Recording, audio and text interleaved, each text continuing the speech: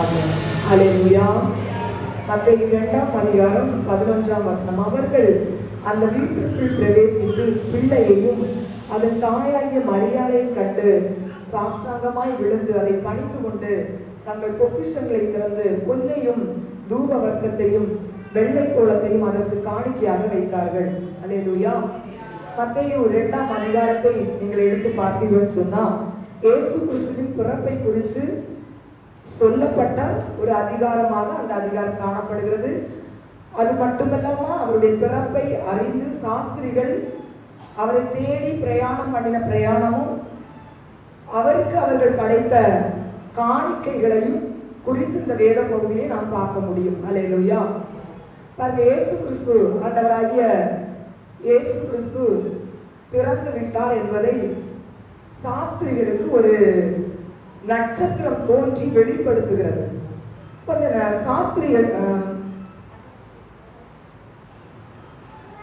சாஸ்திரிகள் பாருங்க, இந்த சாஸ்திரிகள் இந்த நட்சத்திரத்தை பார்த்ததும் இவர்களுக்கு ஒரு அடையாளம்,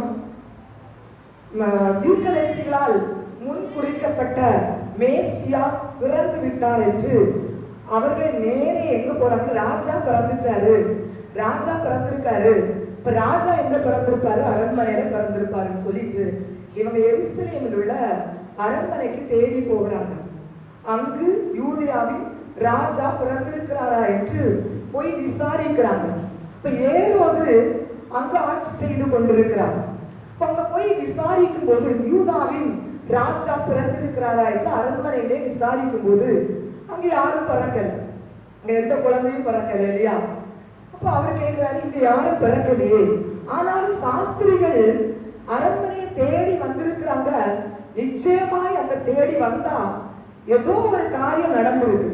இப்ப இவர்கள் சொல்வதை வைத்து விசாரிக்கலாம் என்று பார்த்தீங்கன்னு சொன்னா ஏரோது வேதபாரகர்களை அழைத்து விசாரிக்கிறார். இப்ப வேதபாரகர் பார்த்தீங்கன்னு சொன்னா வேதத்தில் உள்ள சில வார்த்தைகள் ஆண்டவருடைய தீர்க்கதரிசிகளின் மூலமாக சொல்லப்பட்ட தீர்க்க தரிசன வார்த்தைகளையும் தோல் சுருளிலே அவர்கள் பிரதி எடுத்து எழுதி அதை பத்திரப்படுத்தி வைக்கிற ஒரு பணி செய்கிறவர்களாகவும், அது மட்டுமில்லாமல் அந்த தோல் சுருளில் இருக்கிற அந்த வார்த்தைகளை விளக்கி சொல்லுகிற ஒரு பணி செய்கிறவர்கள் தான் இந்த வேதபாரகர்கள். அல்லேலூயா. அதனால் இந்த ஏரோது அந்த யூதேயாவில் இருக்கிற யூத ஜனத்தில் இருக்கிற வேதபாரகர்களை அழைத்து விசாரிக்கிறார். என்ன இங்க நடக்குது? இங்க சாஸ்திரிகள் யூதாவின் ராஜா பிறந்திருக்கிறார் என்று விசாரிக்கிறார்களே, அப்படி ஒரு செய்தி உண்டா என்று கேட்கும் போது இவர்கள் சொல்லுகிறார்கள், அதே மத்தேயு 2ஆம் அதிகாரம் 4ஆம் வசனத்திலே சொல்லப்பட்டிருக்கிறது பாருங்க.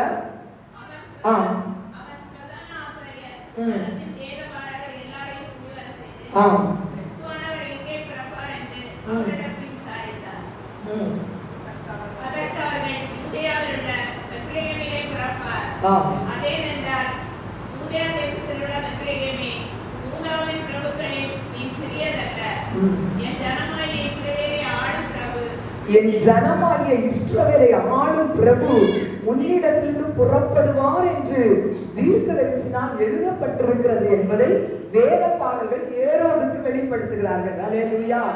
அது எந்த தீர்க்கதரிசினாலே உரைக்கப்பட்டது என்று நீங்க பாத்தீங்கன்னா ஒரு மீகா என்ற ஒரு சின்ன தீர்க்கதரிசி மூலமாக உரைக்கப்பட்டிருக்கிறது. வசனம் பாருங்க, மீகா 5ஆம் அதிகாரம் 2ஆம் வசனத்தை நீங்க எடுத்து பாத்தீங்கன்னா தெரியும். எப்ராத்தா எனப்பட்ட பெத்லேகமே, நீ யூதேயாவில் உள்ள ஆயிரங்களுக்குள்ளே சிறியதா இருந்தும் இஸ்ரவேலை ஆள போகிறவர் உன்னிடத்திலிருந்து புறப்பட்டு என்னிடத்தில் வருவார் என்று தீர்க்கதரிசி மூலமாக பல நூற்றாண்டுகளுக்கு முன்பாகவே முன் குறிக்கப்பட்டிருக்கிறது என்பதை ஏரோதுக்கு இந்த வேதபாரகர்கள் வெளிப்படுத்துவதை காணலாம். அல்லேலூயா. இதே 6ஆம் வசனத்தில் நீங்க பார்க்கும்போது இதே வார்த்தை, இதே மீகா தீர்க்கதரிசன புஸ்தகத்தில் சொல்லப்பட்ட இதே வார்த்தை வேதபாரகர்கள் சொல்வதை பார்க்கலாம். அவருக்கு உறுதியாகிவிட்டது, யூதாவின் ராஜா பெத்லகேமிலே பிறக்க போகிறார். அல்லேலூயா. இந்த தேடி வந்த சாஸ்திரிகளை ஏரோது அழைத்து சொல்கிறாரு, பெத்லகேமிலே நீங்க தேடி வந்த ராஜா பிறந்திருக்கிறார், நீங்க பெத்லகேமுக்கு போங்க, அங்க போய் பிள்ளையை கண்டுபிடித்து விட்டு எனக்கும் ஒரு செய்தியை சொல்லுங்கள் என்று சாஸ்திரிகளை அனுப்புகிறார். அல்லேலூயா. கிறிஸ்து மேசியா யூதாவின் ராஜா பெத்லகேமில் பிறந்திருக்கிறார் என்கிற ஒரு செய்தியை அறிந்துவிட்டு இவர்கள் அரண்மனையை விட்டு வெளியே வருகிறார்கள். பாருங்க, பயங்கர ஆச்சரியம். அவங்க இருந்த ஸ்தலத்துல இருந்த அந்த நட்சத்திரம் அரண்மனைக்கு வெளியில நிக்குது. அல்லேலூயா. பார்த்து ஆச்சரியப்படுறாங்க. அதே நட்சத்திரத்தை பார்த்து ஆச்சரியப்பட்டு அந்த நட்சத்திரத்தை ஒரு வழிகாட்டியாய் வைத்து இந்த சாஸ்திரிகள் நடந்து செல்கிறார்கள். நட்சத்திரம் சென்று கொண்டே இருக்கிறது, சாஸ்திரிகளும் சென்று கொண்டிருக்கிறார்கள். சரியாக யூதாவின் ராஜா பிறந்த அந்த ஸ்தலத்திலே நட்சத்திரம் நிற்கிறது. அல்லேலூயா. அந்த வீட்டுக்குள் சாஸ்திரிகள் போய் பார்க்கிறாங்க. அங்கு பாத்தீங்கன்னா குழந்தையும் அதை பெற்றெடுத்த தாயாகிய மரியாளும் அங்கே இருக்கிறார்கள். அல்லேலூயா.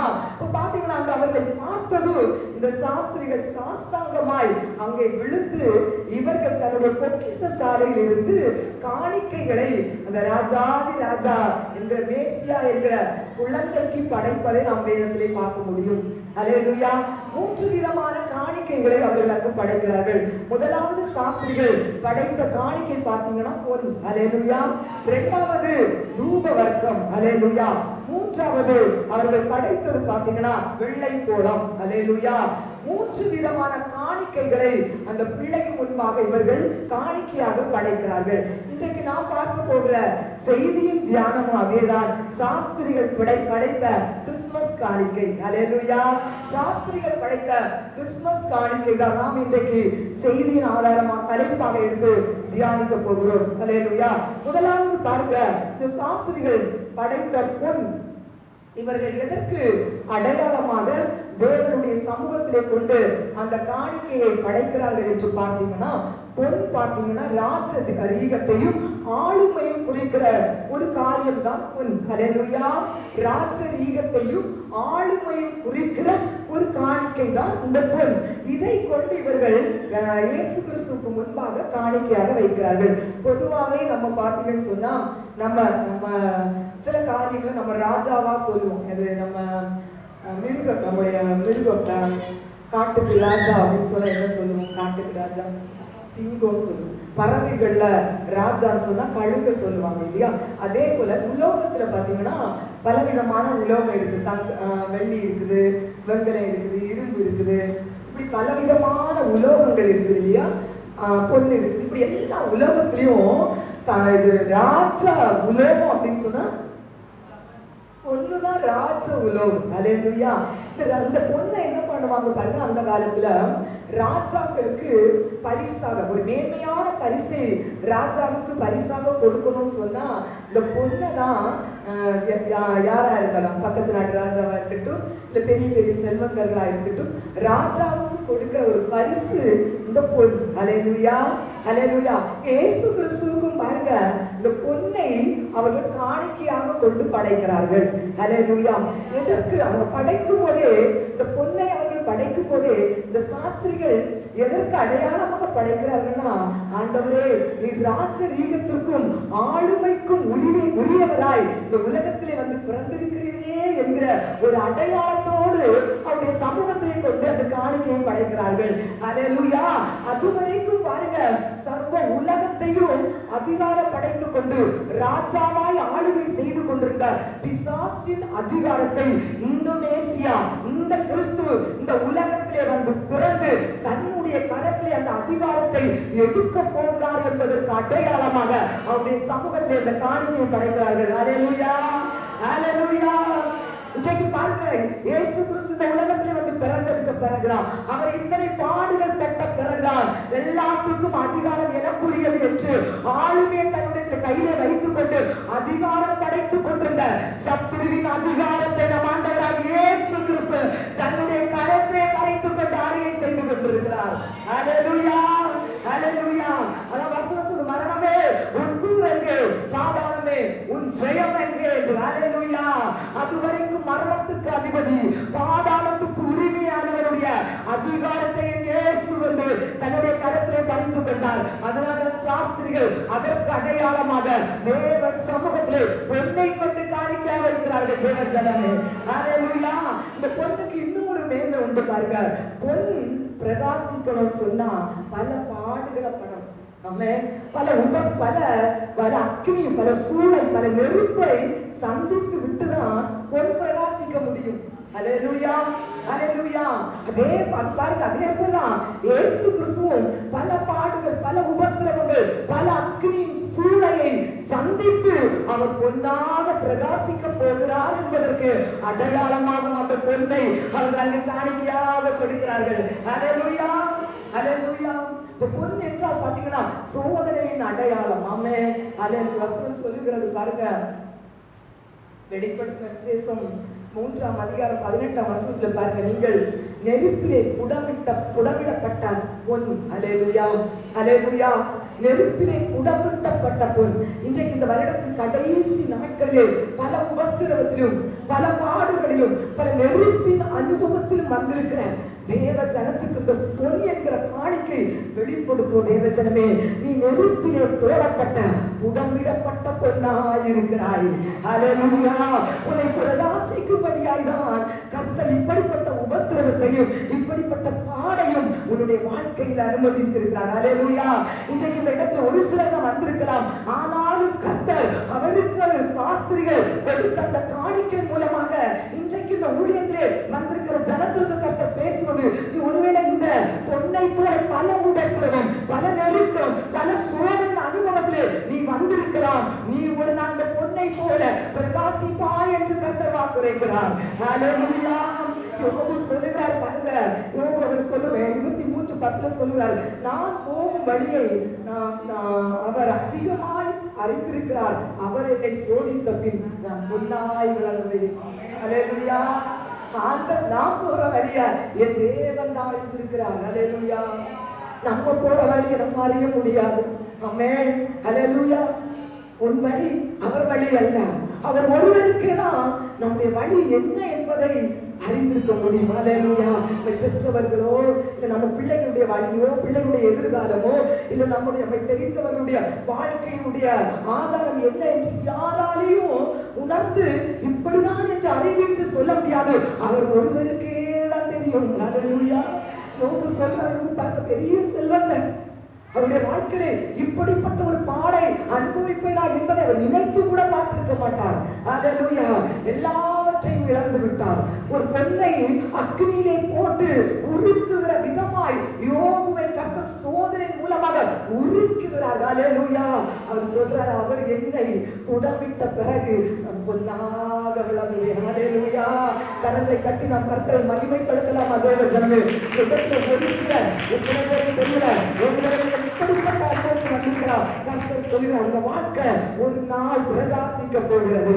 இன்னைக்கு உபத்திரவத்தை பார்க்காதுங்க, இன்னைக்கு பாட பார்க்காதுங்க. 2024 வருடம் முழுவதும் உபத்திரவத்தின் பாதை என்று நீங்க வந்திருக்கலாம். கர்த்தர் உங்களை பிரகாசிக்க வைக்கிற ஒரு வழிதான் இந்த உபத்திரவத்தின் வழி. ஹalleluya, ஹalleluya. இயேசு கிறிஸ்து பாருங்க, அவரையும் அப்படிப்பட்ட ஒரு அனுபவத்திற்கு அவர் வருவார் என்பதற்கு அடையாளமாக சாஸ்திரிகள் பொன்னை காணிக்கையாக வைக்கிறார்கள். நமக்கு தெரியும் அவர் எப்படிப்பட்ட சோதனையை சந்தித்தார் என்று. ஹalleluya, ஆமென், ஹalleluya. அதற்கு அடையாளமாகவும் அவர்கள் அந்த காணிக்கையை வைக்கிறார்கள். அது மட்டுமல்லாமல் பார்த்தீங்கன்னு சொன்னா பொன் பரிசுத்தத்திற்கு அடையாளம். ஹalleluya. அதே இயேசுவா பிதாவாகிய தேவன் ஆசாரிப்பு கூடாரத்தை கட்டும் போது பாத்தீங்கன்னா மோசேக்கு தேவன் கட்டளையிடுகிறார், ஆசாரிப்பு கூடாரத்தில் இருக்கிற பனிமுட்டுகளில் பெரும்பான்மையான பனிமுட்டுகள் பொன்னால் மூடப்பட வேண்டும் என்று. ஹalleluya. அப்ப தேவ சமூகத்தில் இருந்து தேவனுக்கு ஆராதனை செய்கிற ஒவ்வொரு கருவிகள், பனிமுட்டுகள், அதேதான் தூப வர்க்கம், பலியிடுகிற அந்த பலிபீடம், இது தொட்டி, மேஜை, குத்துவிளக்கு, உடன்படிக்கை பெட்டி, இப்படி பல பனிமுட்டுகள் பெரும்பான்மையாக பொன்னினால் சதிக்கப்பட வேண்டும் என்று ஆண்டவர் கட்டளையிட்டார். எதற்காக தெரியுமா? தேவ சமூகத்திலே எப்பொழுதும் அது பரிசுத்தமாக்கப்பட்ட பாத்திரமாய் இருக்க வேண்டும் என்பதற்காக தான் கர்த்தர் அந்த கட்டளையை மோசே கொடுக்கிறார். தேவ ஜனமே, இன்றைக்கு நாம் ஆண்டவருடைய சமூகத்திலே இந்த இடத்திலே வந்திருக்கிறோம் என்றால் நாம் ஒவ்வொருவரும் பரிசுத்தமாக்கப்பட்டவர்கள் இருக்க வேண்டும் என்பதற்காகவே இந்த மேசியா ராஜாதி ராஜா மூலமாக அவருடைய சமூகத்தில் வந்து ஆராதிக்கிற ஒவ்வொரு ஜனமும் பரிசுத்தமாக்கப்பட்ட பனிமுட்டாய் மாற வேண்டும் என்பதற்காகவும் அவங்க பெண்ணை அந்த ராஜாதி ராஜாவுக்கு காணிக்கையாக படைக்கிறார்கள். அல்லேலூயா, அல்லேலூயா. அடுத்ததாக இவர்கள் படைத்த காணிக்கை என்ன சொல்லுங்க பார்க்கலாம்? என்ன காணிக்கை படைத்தாங்க? தூப வர்க்கம். ஆமென், அல்லேலூயா. இரண்டாவதாக பாத்தீங்கன்னா சாஸ்திரிகள் ராஜாதி ராஜா இயேசு பிறந்திருக்கிறார் என்பதை அறிந்து அவரை தேடி போய் வசனம் சொல்லு சாஷ்டாங்கமாய் அவருடைய சமூகத்தில் விழுந்து தூப வர்க்கத்தையும் காணிக்கையாக வைக்கிறார்கள். அல்லேலூயா. இந்த தூப வர்க்கம் பாருங்க, ஆசாரியன் கூடாரத்துல ஆசாரியன் பாருங்க தூப பீடத்தை தன்னுடைய கையில எடுத்துக்கொண்டு தூப பீடத்துல தூப வர்க்கத்தை போட்டு, அது ரொம்ப வாசனையான ஒரு ஒன்றுதான் தூப வர்க்கம். அதே ஆண்டவருடைய சமூகத்திலே போய் நின்று கரங்களை உயர்த்தி பார்த்தீங்கன்னு சொன்னா அப்படியே அசைவாட்டுவாராம் பிரதான ஆசாரியன். அல்லேலூயா. ஆசாரியன் ஆசாரிப்பு கூடாரத்துல போய் தூப பீடத்துல தூப வர்க்கத்தை போட்டு ஆண்டவருடைய சமூகத்துல போய் இப்படி கரங்களை அசைத்து அசைவாட்டுவாராம். அல்லேலூயா. அப்ப இதை ஆண்டவர் ஆசாரியன் போய் அப்படி அசைவாட்டும் போது தேவன் அதை மகிழ்ச்சியாய் ஒரு சுகந்த வாசனையாய் ஏற்றுக்கொள்வார். அல்லேலூயா. இந்த தூப வர்க்கம் எதற்கு அடையாளம் தெரியுமா? இயேசு கிறிஸ்து அவருடைய ஜனங்களுக்காக வாக்கு கடங்காத பெருமூச்சோடு ஜெபம் பண்ண போகிறார் என்பதற்கு அடையாளமாய் இந்த சாஸ்திரிகள் அவருடைய சமூகத்திலே கொண்டு தூப வர்க்கத்தை காணிக்கையாய் படைக்கிறார்கள். அல்லேலூயா, அல்லேலூயா. நம்ம எல்லாருக்கும் தெரியும், அவர் மரண நேரத்திலே கூட பாத்தீங்கன்னா சிலுவையிலே அடிக்கப்பட்டு அவருடைய ஜீவன் போன்ற அந்த தருணத்தில் கூட பிதாவாகிய தேவனிடம் இந்த ஜனங்களுக்காக பரிந்து பேசி ஜெபிக்கிற ஒரு தகப்பன் அவர் இருந்தார் என்பதை நாம் அறிவோம். அல்லேலூயா. அதற்கு அடையாளமாக தான் சர்வ ஜனத்திற்கும் சர்வம் அழிந்து போகிற ஜனங்களுக்காகவும் அவர் பரிந்து பிதாவாகிய தேவனை நோக்கி ஜெபம் பண்ணி அவரிடத்திலிருந்து அவர்களுக்கு ஒரு மீட்பை வாங்கி கொடுப்பார் என்பதற்கு அடையாளமாய் அவர்கள் தூப வர்க்கத்தை ஆண்டவருடைய சமூகத்திலே கொண்டு காணிக்கையாய் படைக்கிறார்கள். அல்லேலூயா. வேத வசனம் சொல்லுகிறது பாருங்க. அது மட்டுமல்லாமல் வெளிப்படுத்தல் 5:8 பாருங்க, பரிசுத்தவான்களின் ஜெபங்களாகிய தூப வர்க்கம் என்று நாம் வாசிக்கலாம். அல்லேலூயா. இந்த தூப வர்க்கம் எதற்கு அடையாளம் என்றால் பரிசுத்தவான்களுடைய ஜெபம். அல்லேலூயா. இயேசு கிறிஸ்து அவருடைய ஜனங்களுக்காக வாக்கு கிடக்காத பெருமூச்சோடு பிதாவை நோக்கி பார்த்து ஜெபிப்பார் என்பதற்கு அடையாளமாகவும் அவருக்கு அந்த காணிக்கை வைக்கிறார்கள். அது மட்டுமல்ல, வேதம் சொல்கிறது இந்த தூப வர்க்கம் பரிசுத்தவான்களுடைய ஜெபமாய் தேவ சமூகத்திற்கு ஏறெடுக்கப்படுவதற்கு அடையாளமாய் தான் இந்த காணிக்கை வைத்தார்கள். தேவச்சரமே, இன்றைக்கு நீங்க ஆண்டவருடைய சமூகத்தில் வந்து துதிக்கிற துதி, நீங்க ஆராதிக்கிற ஆராதனை, நீங்க வைக்கிற ஒவ்வொரு விண்ணப்பமும் பிதாவாகிய தேவனுக்கு நேராக ஒரு தூப வர்க்கத்தை போல கடந்து செல்கிறது.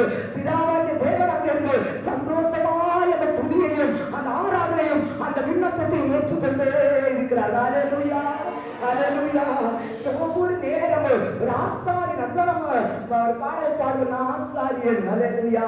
என்னை ஆசாரியராகவும் என்னை லேவியனாகவும் ராஜாவாகவும் அவருடைய ரத்தம் மாற்றினது என்று சொன்ன அவர் நம் மீது அன்பு கூர்ந்து அவருடைய விலையேற பெற்ற ரத்தத்தினாலே பாவங்களை கழுவி பிதாவாகிய தேவனுக்கு முன்பாக நம்மை ராஜாவும் ஆசாரியராகவும் லேவியராகவும் அவர் கொண்டு நிறுத்தியிருக்கிறார் வசனம் சொல்லுகிறது. தேவஜனமே, அதற்கு அடையாளமாக நாம் ஒவ்வொருவரும் ஆண்டவரை துதிக்கிற துதி, ஆண்டவரை ஆராதிக்கிற ஆராதனை, நாம் ஜெபிக்கிற ஜெபமே நம்முடைய ஆசாரியனை போல எப்பொழுதும் தேவனுக்கு நேராக ஏறெடுக்கிறவர்களாய் காணப்படும் போது அவர் அதை ஏற்றுக்கொண்டு அதை அங்கீகரித்து பதில் தருவார் என்பதற்கு அடையாளமாக சாஸ்திரிகள் இயேசு கிறிஸ்துவுக்கு முன்பாக தூப வர்க்கத்தை காணிக்கையாக வைக்கிறார்கள்.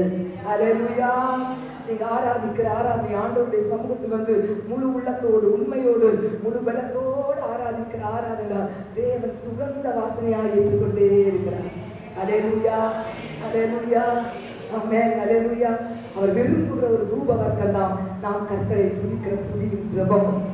எப்போ நம்ம எந்த ஸ்தலத்துல இருந்தாலும் என் தேவனை பிரியப்படுத்துகிற என் தேவனை நாம் சந்தோஷிப்பிக்கிற ஒரு பெரிய ஒரு ஆசீர்வாதம் காரியம் பாருங்க, கர்த்தரை துதிக்கிற துதி. அல்லேலூயா, அல்லேலூயா. ஆண்டவரை மகிமைப்படுத்துறவங்க வாயினால துதி வந்துட்டே இருக்கும். ஆண்டவரை மகிமைப்படுத்தணும், கர்த்தரை சந்தோஷிப்பிக்க வேண்டாம்னு நினைக்கிறவங்க ஆராதனை வந்து வேடிக்கை பார்த்துதான் இருப்பாங்க. அல்லேலூயா. கடந்த வாரம் பார்த்தீங்கன்னா ஒரு சகோதரி ஆறாவது துவக்கத்திலிருந்து காணிக்க பகுதி வரைக்கும் ஒரு மொபைல் எடுத்து வச்சு பேசிட்டு இருக்காங்க. ஹல்லேலூயா. இப்போ இது எங்க வரைக்கும் போகும் அந்த தூபவர்க்கம்? ஆமென். ஹல்லேலூயா. தூபவர்க்கம் எங்க வரைக்கும் போகும்? உண்மையாய் ஆராதிக்கிறவர்கள் ஆராதனை இவ்வியம் உடைந்து கர்த்தர் செய்த நன்மைகளை நினைத்து துதித்து ஆராதிக்கிற ஒவ்வொருடைய ஆராதனை கர்த்தர் சுகந்த வாசனையாய் ஒரு தூபவர்க்கத்தை போல ஏற்றுக்கொண்டே இருக்கு. இந்த கிறிஸ்துமஸ் நாளில் தேவஜனமே ஒவ்வொருத்தரும் ஒவ்வொரு விதமாக கிறிஸ்துமஸ் கொண்டாடி கொண்டிருக்காங்க.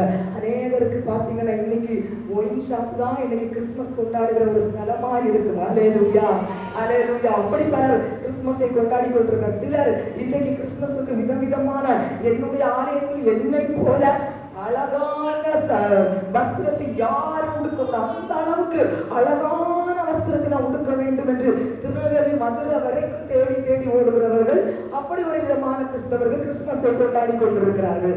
அல்லேலூயா. ஒரு சிலர் பார்த்தீங்கன்னா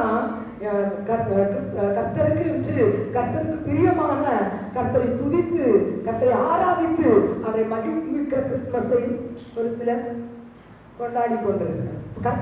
கர்த்தர் விரும்புகிற கிறிஸ்துமஸ் எந்த கிறிஸ்துமஸ்? அல்லேலூயா. அவரை துதிக்கிற துதி.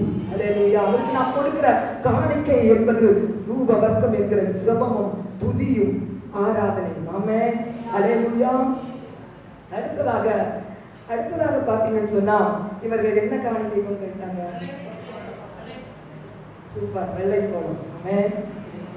இந்த வெள்ளை போலம் முதலாவது பொன்னை எதுக்கு ஆண்டவர் எதற்கு அடையாளமாய் சாஸ்திரிகள் வந்து காணிக்காங்க?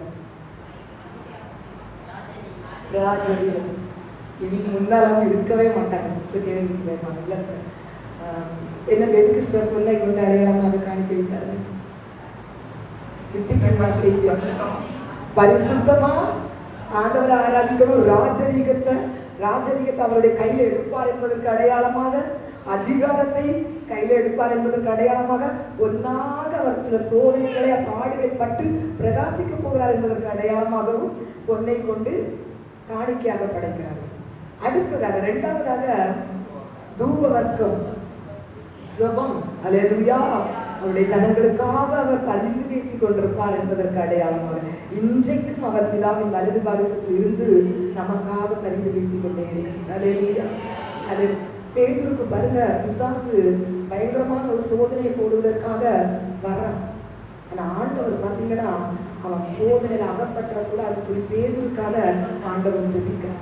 இன்னைக்கு இந்த இடத்துல வந்திருக்கிற உங்களுக்கு எனக்கு எத்தனையோ சோதனைகள் 2024 வருடத்துல வந்துருக்கு. ஆனா நமக்கே தெரியாம அவர் நமக்காக பிதாவின் வலது பாரிசத்தில் இருந்து பெருமூச்சோடு விண்ணப்பம் செய்யணும். அல்லேலூயா. அதனால நாம் இன்றைக்கு இந்த இடத்தில் இருக்கிறோம். அல்லேலூயா. ஆமென். அடுத்ததாக பாருங்க வெள்ளைப்போளம்.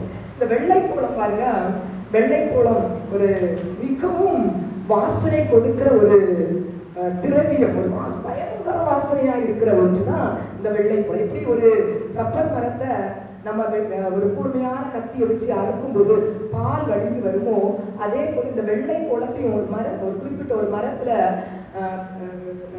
ரொம்ப கூர்மையான கத்தியை வச்சு அப்படி அறுத்து எடுக்கும்போது பார்த்தீங்கன்னா ஒரு மஞ்சள் கலர்ல ஒரு பிசி போல ஒரு தைலம் அந்த மரத்திலிருந்து அப்படியே வடிந்து வரும். அதை தான் எடுத்து இந்த வெள்ளை மூலமாக எடுத்து பயன்படுத்துவாங்க. அல்லேலூயா, அல்லேலூயா. இவங்க எதுக்கு இந்த வெள்ளை போலத்தை இவர்கள் இயேசு கிறிஸ்துவுக்கு காணிக்கையாக படைக்கிறார்கள் என்றால், இவர் அல்லேலூயா இதே பாடுகள் இவருடைய சரீரத்திலே ஆங்காங்கே சரீரம் முழுதும் கிழிக்கப்பட போகிறார். தலையிலே முள்முடி வைத்தும் தலை சிரசு கண்கள் எல்லாம் கிழிக்கப்பட போகிறார் என்பதற்கு அல்லேலூயா. அவருடைய முழு சரீரமும் எப்படி அந்த வெள்ளை போலத்தை ஒரு மரத்தை கீறி எடுக்கும்போது அந்த வெள்ளை போலம் வெளிப்படுதோ, அதே போல அந்த முழு சரீரமும் அடிக்கப்படும் போது, முழு சரீரம் கிழிக்கப்படும் போது அவருடைய முதுகை உழுகிற நிலம் போல சவுக்கினால் அடித்து அந்த சரீரம் முழுவதும் பார்க்கிறதற்கும் கோலமற்று அந்த சரீரம் முழுவதும் ரத்தமாய் வடியும் என்பதற்கு அடையாளமாக தான் அவர் வெள்ளை கோலத்தை அந்த இயேசு கிறிஸ்துவுக்கு காணிக்கையாக படைக்கிறார். அல்லேலூயா, அல்லேலூயா. பாருங்க, அது பெரிய ஒரு மனம் வீசுகிற ஒன்றுதான் வெள்ளை கோலம். இயேசு கிறிஸ்துவும் நாற்றம் எடுக்கிற அனுபவத்தில் வாழுகிறவர்கள், பாவம் என்கிற ஒரு நாற்றம் எடுக்கிற சாக்கடையின் அனுபவத்திலே வாழுகிறவர்களை மீட்டெடுத்து மனம் வீசுகிறவர்களாய் நிலைநிறுத்த வேண்டும் என்பதற்காக இந்த வெள்ளை போலத்தை போல முழு சரீரத்தையும் அடிக்க ஒப்பு கொடுத்தார். நம்ம எல்லாருக்கும் தெரியும், அவர் அடிக்கப்பட்டார், அவர் துக்கப்பட்டார், அவர் அவமானப்படுத்தப்பட்டார், அவர் கிழிக்கப்பட்டார், கன்னத்தில் அடிக்கப்பட்டார். அல்லேலூயா. தாகத்துக்கு ஒரு தண்ணி கூட கொடுக்க முடியாதபடி அவரை சித்திரவதைப்படுத்தி பார்க்க முடியாத அலங்கோலமான ஒரு ரூபம் அவர் ஆனார். நமக்கு தெரியும். அல்லேலூயா. முழு சரீரம் இரத்தம். தேவஜனமே, கர்த்தர் அதற்கு எதற்காக தெரியுமா அதை அவர்கள் கொடுத்தது. இன்றைக்கு அந்த இரத்தத்தை நோக்கி பார்க்கிறவர்கள், பாவம் என்கிற நாற்றம் எடுக்கிற வாழ்க்கை வாழ்த்து கொண்டு இருக்கிறவர்கள், அல்லேலூயா, ஒரு ஆசீர்வாதம் இல்லை என்று மற்றவர் வெறுக்கப்படுகிற அனுபவத்தில் வாழுகிறவர்கள், மனமோன போக்கிலே வாழுகிற ஜனங்கள், துன்மார்க்கமாய் வாழுகிற ஜனங்கள், பல போதைகள் பொருளுக்கு அடிமையாகி நாற்றம் எடுக்கிற ஒரு வாழ்க்கை வாழுகிற ஜனங்கள், நறுமணம் வீசுகிற ஒரு வாழ்க்கை வாழ வேண்டும் என்பதற்காக தான் அவர் இந்த உலகத்தில் பிறந்தார் என்பதை அவர்கள் அறிந்து அவருடைய சமூகத்திலே வெள்ளை கோலத்தை காணிக்கையாய் இருக்கிறார்கள். தேவஜனமே, இன்றைக்கு நாம் கிறிஸ்துமஸ் நாள் இந்த இடத்தில் வந்து ஆண்டவருடைய சமூகத்திலே நாம் அநேகருக்கு நறுமணம் வீசுகிற ஒரு வாழ்க்கை வாழ வேண்டும். ஆமென். ஹல்லேலூயா. நம்முடைய வாழ்க்கை நாற்றம் எடுக்கிற ஒரு அனுபவம் இருந்தாலும் அந்த நாற்றத்தை மாற்ற இயேசு கிறிஸ்துவால் முடியும். அநேகரை நம்மை கொண்டு நறுமணம் வீசுகிற ஒரு வாழ்க்கை வாழ்வதற்காக அந்த இரத்தம் நம்மை மாற்ற வல்லவர்களாக. ஹல்லேலூயா. நம்ம அப்படிப்பட்ட காணிக்கை இந்த கிறிஸ்துமஸ் நாளிலே ஆண்டவருடைய சமூகத்தில் படைக்கலாம். ஆமென். ஹல்லேலூயா. அதைதான் கர்த்தர் விரும்புகிறார். மேய்ப்பர்கள் ஆடு மேய்த்து கொண்டிருக்கும் போது தேவ தூதன் வந்து சொல்லுகிறார், பாருங்க, இதோ சகல ஜனங்களுக்கும் சந்தோஷத்தை உண்டாக்கும் நற்செய்தியை நான் உங்களுக்கு அறிவிக்கிறேன் என்று. அல்லேலூயா. என்ன நற்செய்தி? அல்லேலூயா. என்ன நற்செய்திங்க? இன்னைக்கு கிறிஸ்துமஸ் இன்னைக்கு கேக்கு வர என்னுடைய சொந்தக்காரங்க எல்லாம் இன்னைக்கு பல விதமான கேக்கு கொண்டு வருவாங்க. நாங்க கிறிஸ்துமஸ் கொண்டாடி கோயிலுக்கு போயிட்டு சாயங்காலம் நாங்க வண்டி பிடிச்சு நாங்க சுத்த போறோம். இதான் கிறிஸ்துமஸ். அல்லேலூயா. இந்த காணிக்கை நமக்கு வெளிப்படுத்தும். இதுவரைக்கும் நம்ம கொண்டாடுகிறது இல்ல கிறிஸ்துமஸ். அல்லேலூயா. இந்த காரியங்களை காணிக்கையாக நம்ம ஆண்டவருடைய சமூகத்தில் படைத்து நாம் கிறிஸ்துமஸை கொண்டாடுவோம். அல்லேலூயா. அதுதான் நமக்கு நற்செய்தி. ஆமென். நாற்றம் எடுக்கிற வாழ்க்கையை மாற்றுகிற கிறிஸ்து ராஜாதி ராஜா மேசியா அந்த இடத்திலே வந்து பிறந்திருக்கிறார். அல்லேலூயா.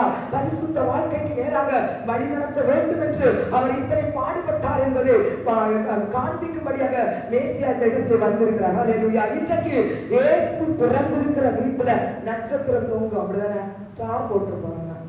அல்லேலூயா. எதற்கு அடையாளம் ஸ்டார்? கிறிஸ்து பிறந்திருக்கிற இடத்துலதான் நட்சத்திரம் நிற்கும். அது அடையாளம். சாஸ்திரிகள் எதை அடையாளமாக வைத்தார்கள்? நட்சத்திரத்தை அடையாளமாக வைத்துதான் கிறிஸ்து பிறந்திருக்கிறார். இன்னைக்கு எல்லா வீட்லையும் இங்க கேட்க செய்திதான், ஆனாலும் எல்லா வீட்லயும் நட்சத்திரம் நம்ம ஸ்டார் போட்டிருக்கிறோமே. நம்ம வீட்டுல உள்ள எல்லாருக்குள்ள இயேசு பிறந்திருக்கிறாரா? அல்லேலூயா. இல்ல, இயேசு பிறக்கல. நான் மற்றவங்கள்ட்ட கிறிஸ்தவம் காட்டணும் போடுவோம் நம்ம. ஆமென். அல்லேலூயா. நாங்க உண்மையா கிறிஸ்துவ அழைச்சப்பறம் ஒரு நாள் ஸ்டார் போட மாட்டோம். நமக்குள்ள இயேசு பிறந்துட்டார்னா தைரியமா சந்தோஷமா ஸ்டார் போடணும். அல்லேலூயா. நம்ம வீட்டுல 4 பேருக்கு 4 பேருடைய இருதயத்தை இயேசு பிறக்கணும். இந்த காணிக்கை ஆசீர்வாதத்தை ஒவ்வொருத்தர்களும் சொந்தப்படுத்தணும். எனக்குள்ள ராஜாவா ராஜரீக அதிகாரத்தோடு இயேசு பிறந்திருக்காங்க. எத்தனை பேர் சொல்ல முடியும்? சொல்லுங்க தைரியமா. சொல்லுங்க.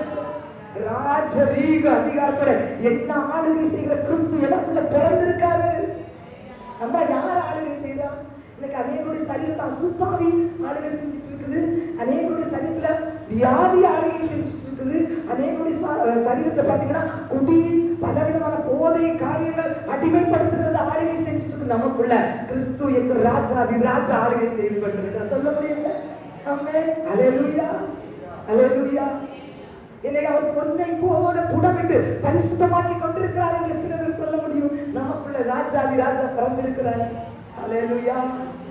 எப்பொழுது என்னுடைய சரீரத்தில் என்னுடைய நாவிலே என் சிந்தனையிலே துதி, ஆராதனை, ஜெபம் என்கிற தூப வர்க்கத்தை தேவ சமூகத்தில் நேராக நான் ஏறெடுத்திருக்கிறேன். எத்தனை பேர் சொல்ல முடியும்? அல்லேலூயா.